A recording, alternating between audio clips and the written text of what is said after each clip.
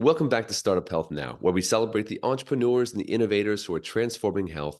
I'm Logan Plaster. Sometimes, if you want to promote health innovation, you just need to gather founders in a remote mountain village in Switzerland. Last year we had to go up with a little cable car, Nice. and proper boot camp spirit.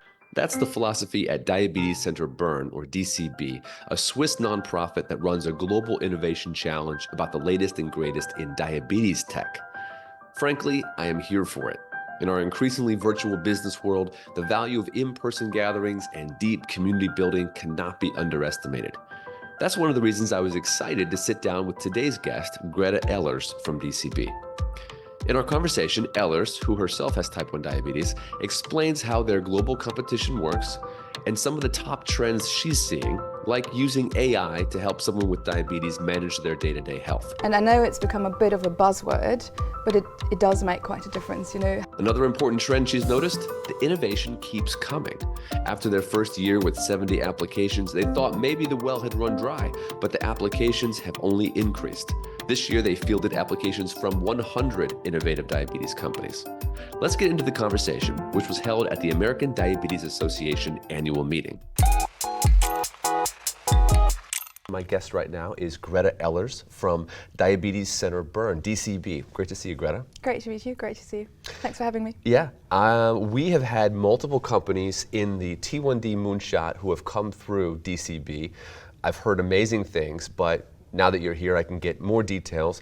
Tell me about the program itself and what your role is there. Absolutely. So we're a non-profit organization, and our mission is really just to make life with diabetes easier. Sounds very simple, but it's really just that, we want to make an impact for people with diabetes from all over the world. And we do that in different ways, but one of the ways is our DCB Open Innovation Challenge, which is probably how all the startups kind of, came in through there. Sure. It's a global competition. We run it every year for the 4th time now in 2024. And it's basically a big award globally where startups from all over the world can apply. Okay. What gets you the most excited about, let's say, the last couple of cohorts or classes of folks who have applied? What kind of technology are you seeing that is just getting your attention? I think obviously the whole topic around artificial intelligence is huge. And I know it's become a bit of a buzzword, but it does make quite a difference. I live with type 1 diabetes myself, and it's really interesting because I get to test these things. So for me, it's really nice to see kind of the startups or people with an idea kind of on their journey to getting it off the ground, and then in the best outcome, obviously, test and use it. And AI does make a difference because not having to calculate your bolus yourself, for example, just saves a lot of time. And I think non-invasive glucose monitoring is also very big at the moment. It's not quite there yet, but I think I'm excited to see where it will lead. Okay. So the program itself, you have the Innovation Challenge, and then what are the other aspects of the program? So basically how it works is that it's in an online platform. We have an application period. Startups can apply. They just hand in like a pitch deck or a description of their idea. Then we have an internal evaluation committee, and we cut it down to the top 20. So this year, for example, we had 100 solutions submitted, 100 idea submissions. Wow. And it's really impressive. From all over the world? From all over the world. I think last year it's always been around 70, which is exciting, right? Because you would think, I think the second year we did it, we were afraid that, we've had, I think, 75 ideas the first year. We already saw them all.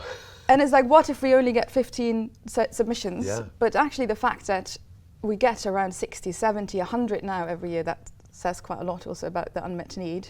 What are you seeing in terms of the spread, the types of companies? Is that shifting? Is the spread kind of similar year to year? Are we moving more towards, AI companies? Obviously that's going to be one of the growth areas, but are we spread across the continuum of care? Yes, I think we always get a bit more digital solutions just because I think the process is a bit shorter. If you have like a proper medical device, it's harder, it takes longer. Whereas digital solutions, you have some very gifted people and they hack some app and it's online really. So I think a bit more digital, but we get new devices. We get a lot more, what I see this year is more complications related. So eye companies or for diabetic feet, stuff like that also comes in. And what happens to the companies who win? What's the process, post competition? Yeah, let me start the step 4 before the finals, because that's really cool. Once we've cut it down to the top 6 solutions, so the finalists, we have a 1-week boot camp in Switzerland. Oh, nice. And we invite all the startups, the 6 finalists, to join us for 5 days in Switzerland. In the mountains. In Bern. A bit outside. Last year we had to go up with a little cable car, Nice. and proper boot camp spirit. I love it. And then we do one-on-one coaching, mentoring, plenary sessions. It's just really nice spirit, having everybody in the room. And then there's a huge live award ceremony where the finalists pitch live on stage. And then we have an external jury kind of selecting the winner.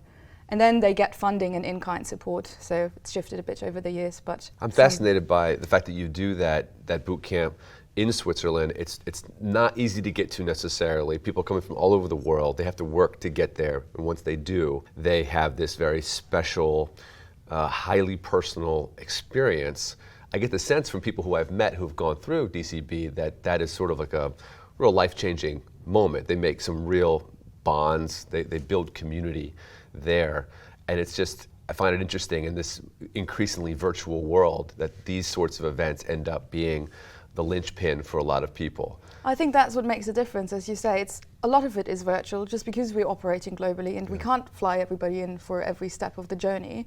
But at that point of time we will, and it makes a huge difference. And for us it's really nice to see how well the startups get along. Like, we obviously have our experts, we have the DCB team there, but they really also help each other and kind of like, oh, we're working on the FDA approval, and then somebody else has an insight because they've just been through a similar thing a couple of weeks ago or something. It's really nice to see that. Obviously it's a competition, but they're all kind of fighting for the same course. Yeah. How is DCB funded? We're privately funded by Willy Michel, who's he's in Switzerland. He's been Ipsomed before, the former CEO of Ipsomed. And we're not an Ipsomed foundation, but we're privately funded by him. Nice. So, and you're able to fly folks in for that boot camp? Yes, we do that for the boot camp. We fly them. Very nice. How'd you get into this work? And you said you have type 1 diabetes. Yes. What's been your path towards DCB? One of my colleagues, who is an innovation manager at DCB, Maren Schintz, she has type 1 diabetes herself. We kind of connected over social media, I think 5-6 years ago. I was working for her startup back then, and she started at DCB, and I think half a year later she was like, we need someone else. I think you would be a great fit. Do you want to move to Switzerland? And I hadn't been to Switzerland before, but I was like, sounds great, let's do it. Where were you living at the time? In Sweden. I did my master's there. What did you study? Strategic communication, so a lot of kind of branding, marketing, crisis communication, which hopefully we don't need at the startups. And how have you liked working in a field that you have such a personal connection to? I think it does make it different because it's so intrinsic somehow, Like, I obviously also get to see what difference it actually makes for the people. It's not abstract in a way, it's very concrete. I find the type 1 diabetes community so fascinating because it's such an engaged, often, it runs the gamut, but you have folks here who are young, engaged, intent on finding solutions. It's like the whole "we're not waiting" moniker, like ready to build something to help me live my life now. And so for you to be there, and like yesterday I heard presentations about new solutions, and the questions were all from people managing their type 1 diabetes today. And so the questions were so pointed and were so relevant. They're like, I'm thinking about how I'm going to go to sleep tonight. And there's just something so potent about having someone like you work there, get these pitches, work with these folks and say, this affects me every day, if not every hour of every day. We're actually, I think, 4 people in the team. Our CEO has type 1. I think it's quite a big ratio of type 1 diabetics in the DCB team. Do you have a sense of what you would like to see in the next cohort? So have you ever thought like, oh, I really wish someone would build this type of startup and pitch it to us? Like there's a gap in the market. I think the biggest gap in that sense is something like a fully closed loop.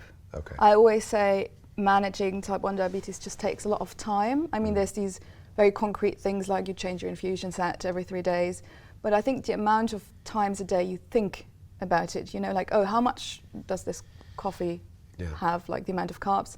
I think the more that gets automated, the easier it is for everyone living with diabetes. So I think there's obviously, it's coming up now also with the help of AI, but I'm excited to closing the loop. What role do you feel like startups play in that process when you have these big legacy enterprise companies? It feels like there's kind of this divide. You have folks like teams of 1, 2, and 3, pre-seed, pre-revenue companies, and you've got your big players who are also working on the same thing. So where do you see the connection points between those two groups? I think with these small startups also what we see is that a lot of the founders also live with diabetes themselves, and that's, I think, why their ideas often are so tailored, or they kind of really know this problem needs to be tackled because they live with it.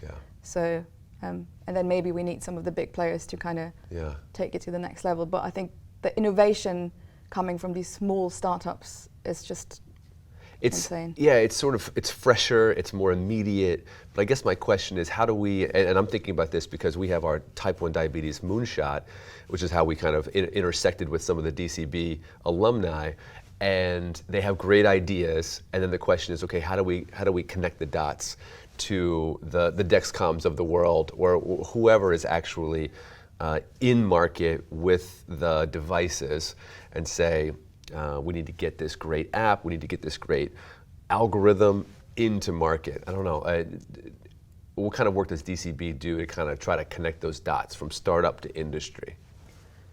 I think our network, because we do have a very big network also with the industry, and we host these dinners at conferences where we try to bring everyone together, researchers, industry, startups, so that people actually start talking to each other. Nice. And then, I know it takes time, but... Yeah.